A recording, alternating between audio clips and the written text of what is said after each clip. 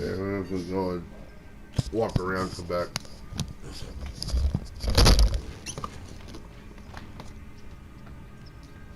Uh-huh. Oh man. Oh man. Whoa.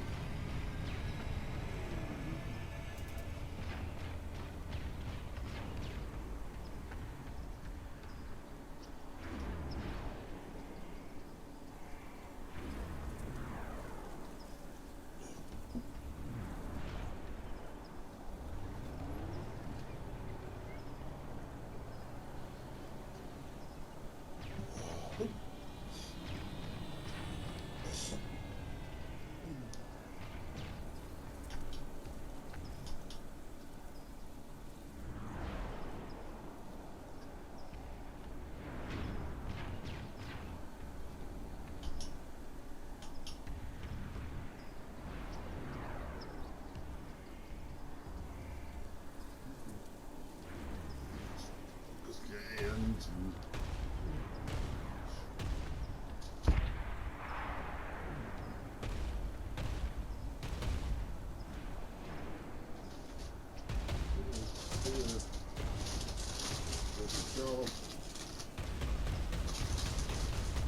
all price of no filling. What are they trying to get at? Well, someday I'm gonna get to hang out with Rodney Davidson and run a lot of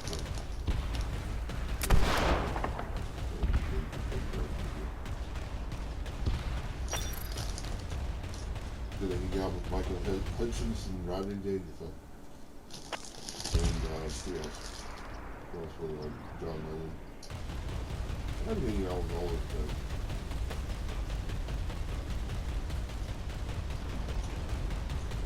Thing is, you can't really expect that you're going to see people like that. But you want to, you know. You want your desire to be with people that you identify with, right? It's best not to tell yourself that you're not going to be with them, you know.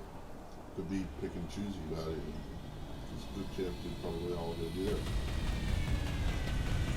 People are probably not going to do that and probably never realize that they even knew. If I can just say that. I'm not doing this on mic. You can hear me saying this, dog. It's just like it says, didn't I go out and do this? And Jesus said, I tell you the truth. I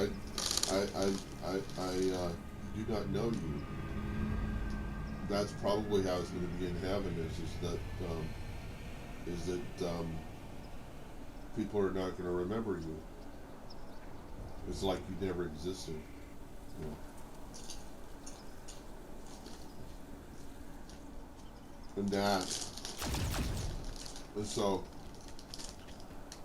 when I say that it'd be kind of cool to hang out with these people, I'm in a world where I remember those people. But imagine if I end up being in a world where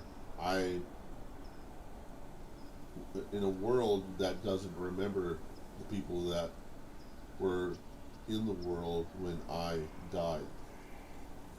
So I end up in the next world and I don't remember a lot of people. It says in the Bible that your brothers and sisters that you don't have a mom. I mean, you don't have a father. Your mom and your brothers and sisters, they're all your siblings. You're not going to remember probably that this world even happened. You're probably not going to remember that you had a family of people. You're probably going to remember your relationship sans your parental child relationship. That stuff will be gone. You will recognize each other for what they like, and you'll be around them because they're like you.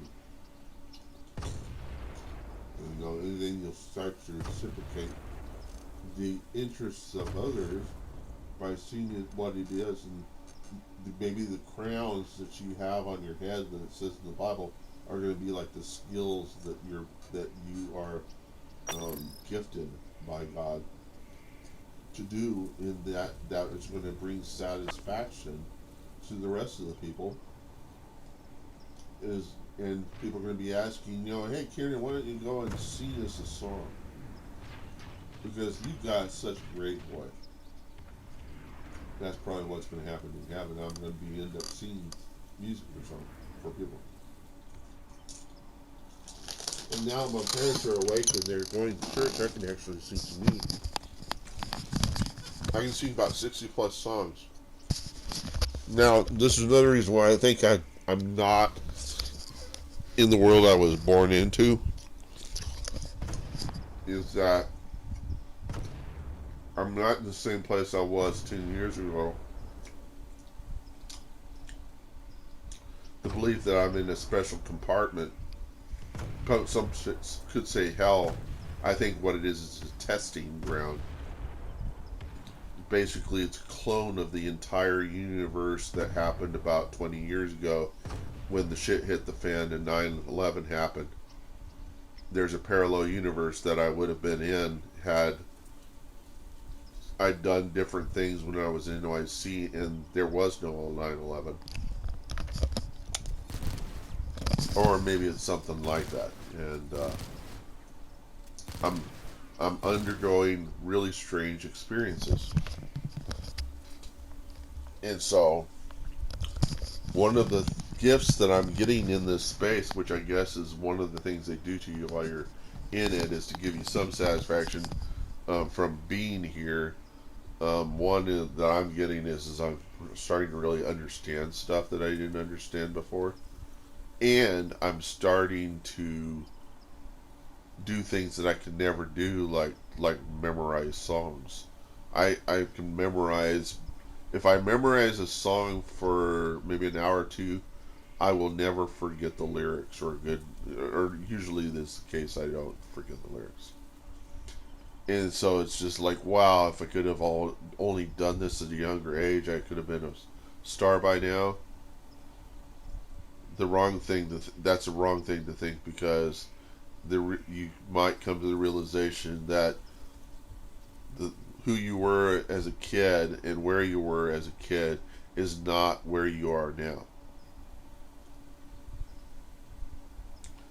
And once you make that realization, it's a real brain bender, and you go, oh wow, so you mean to say that even though I'm able to kill all these people with this harasser, the people around me that I think value me are no longer there, and that my harasser skills are not important anymore, and or that I'm pursuing this degree in this area, but the environment I was in whenever I entered the degree is no longer the same environment. In fact, people don't value this profession. I mean, there's all sorts of things, ways that can turn here, but I don't believe I'm in the same, I'm on the same earth that I was born on. I really don't believe that. What I believe is that I'm in an environment that is to some degree a result of the way I treated the world, and in it I need to figure out how to be able to be satisfied with the inability to express, and I'm starting to fall back onto myself, so because I'm starting to fall asleep, which is a good thing, It's a great way of falling asleep, is philosophizing and trying to figure shit out. Okay.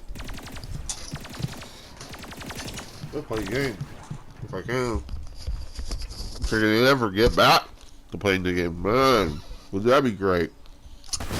Let's see what's going on in this world here. No alert, which is great. It means that I can still do some really stupid stuff. Wow, look at it. What sign am I on? I'm on VS. So I don't have to change my color scheme. If I was on NC, I'd have to change my color scheme. So,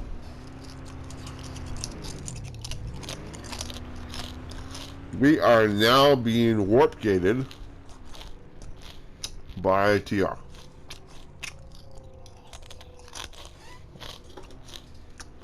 And I'm eating pretzels, and the map looks like a pretzel. I think that's kind of funny. Because I love pretzel. I don't really like pretzel maps, but I like pretzels. And what this pretzel map does to me is it makes me realize there's only certain things you can do right now in the map. I can play in, let me see, 3 fights. I can choose to play in 3 fights. But the real thing you could do, which is a lot more fun, is go and do whatever the heck you want. I could sit in a base behind TR where they're fighting and preparing the next base to be a burden to them when we get there.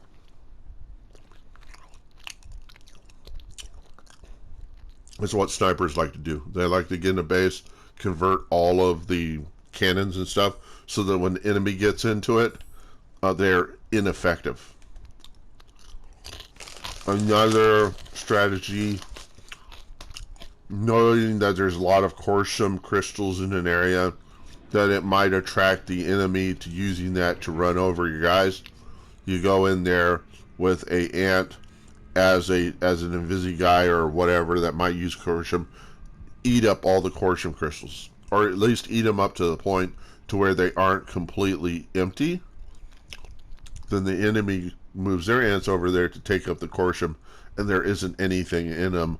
They don't have the resources to do with what they wanted to do. They're in a bad position.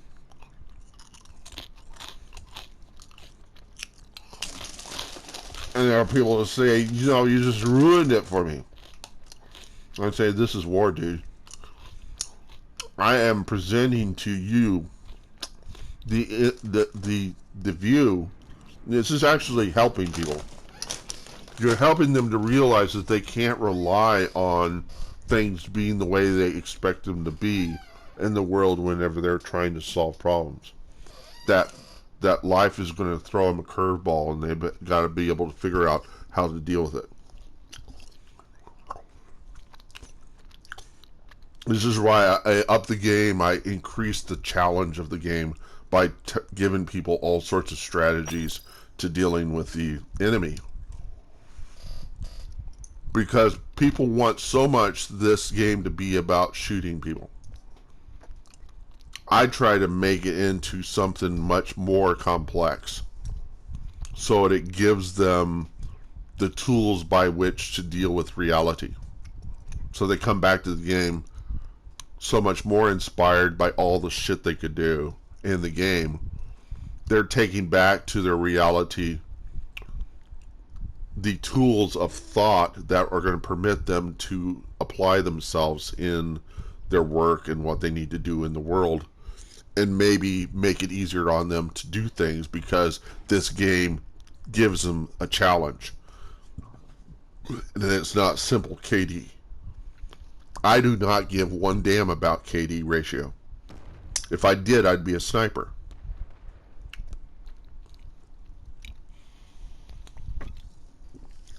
Because that's all snipers care about. I'm all about seeing how many people, how many cocky, arrogant motherfuckers I find in this game that I can turn them on their ass and make them laugh at themselves. That's what I'm all about. I'm about showing, I'm about making them laugh through their headset. They're gonna chat with me in text and see if they can change me, but it's not gonna work because I'm unchangeable in that respect. How I'm gonna get changed by my own mistakes, okay? by the things that I thought I could do that I couldn't. Okay, that's what's going to make me laugh. That's what's going to change me. The things that I fail at, they're the things that are going to change me. The things that you do to me are not going to change me, unless you make me realize something I never realized before. Okay, but it's very hard to change other people.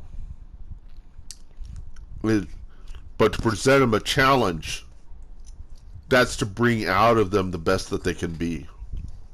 And if they don't want to be the best they can be, then they're really not doing it right. That's what a game should be about, is bring the best out of you and the worst out of you. About bringing the extremes of yourself out so that you can see yourself for what you are and see if you can improve on that as a person. Because it will bring out your verbally abusive person, then your family will see in you, and then they're going to say, you know what, maybe father needs to go and have a vacation for a month with himself, away from video games, and way we just go out and, like, and that's what's going to happen. You're going to say, how can I do without this video game? And you'll be wanting the video game for maybe about a week, and then after a week you'll be like, I don't really need a video game.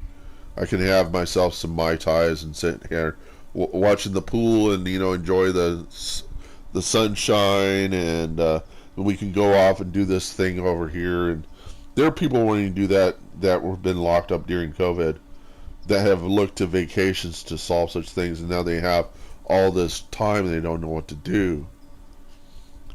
That's also a different kind of tool that you're developing there, is the capacity to be able to create a vacation where you shouldn't have a vacation. The capacity to be able to live with yourself, to live with the people that are around you.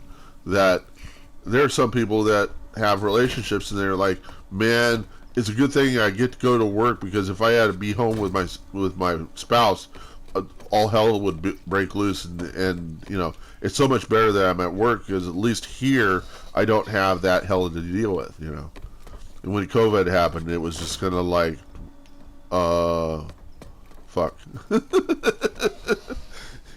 A lot of people are like going there, a lot of divorces, and the way I like a big thing about COVID is it was necessary. We had to have COVID. I think God saw in us that we needed COVID. We didn't need a lot of people to die. No, that's not what I'm saying. I'm saying we needed the capacity to be alone and apart from everybody else, be separated from our friends, and understand to have a new perspective on where we're at, and figure out that rest is important. And now you have the rest, and then you get this stimulus back from the government. Then you got another problem, is all then we got to pay back all this money. We'll pay it back. I do put people under a lot of stress to say that it's not going to get that we got all this burden, but it's really just kind to let the ones that are in the group that are playing the video game realize that there is a almost insurmountable problem coming down the road, and that is this huge tax burden on this country. How are we going to deal with that? And there will be solutions that will come out of that, and it will involve breaking down some of the truths that people thought were truths that are going to be recognized as lies, and their pride and their ego is so tied up in what they thought they knew. It's really going to hurt. It's going to hurt some people. And when I reveal shit like this inside this game, there are certain people that come up to me, and I can't tell if they're adults or children, but it's like I just ruined their whole perception of themselves and their friends' perception of them, and I am like the I am like evil incarnate in their eyes. And I think what happened is that I broke down their worldview, and I caused them to realize that it was full of lies, and they can't accept it. So I then become the the guy who just ruined their world for them. And sometimes you need to have your world ruined, your perception of the world ruined, because it may be that what you considered to be good was not good at all, and such as white supremacy. You know, having an all-white world. There was a time I can remember when then everybody I knew was white. But the thing is that for me it's different in that my first friend was an American Indian, was a Navajo. So I don't have the same perception that a lot of Texans do that didn't grow up with American Indians. I did. So I don't share their kind of racist mentality that tends to look at the Mexicans as a source of their incapacity to survive. And if your survival is if it takes your survival, if all you need is the threat to your survival, your fear of survival, to get you to hate person of a particular color, think of how many other attributes you're going to start hating people for in order to satisfy that the blow to your pride that is a result of not having the capacity to do what you need to do. You're going to look for all the scapegoats, all the people who shouldn't have been let go. So should not have been able to do what they did. Is what a scapegoat is. I'm trying to reason out what a scapegoat is. The word scapegoat comes from the Christian world, and that is that you took the life of the lamb, you took the life of an innocent lamb, and then you let a goat go free, and that's called the scapegoat. And goats are awful animals perceptively because they scream all the time, and they eat shit that you don't want them to eat. They perform really badly, and to take the life of an innocent lamb that didn't do anything to anybody, then turn around and let a goat go free. The goat is supposed to take with it all the bad stuff. So this need in the world for people that do Burning Man, where you burn the old man, the effigy of the old man of all the bad shit that happened in the world. In the Christian worldview, that's the scapegoat. That's the goat you let go out into the pasture and be what it is, but not to be not to be with you. And so you're letting sin go free, and you're taking the life of the lamb, that the blood is the covenant between you and God. The blood of the innocent lamb satisfies your relationship with it's what makes you clean and sin free. It permits you to go on with the rest of your year after Passover of being able to start slate clean. The sins that you had go into the goat and go out into the wilderness, and that's the scapegoat.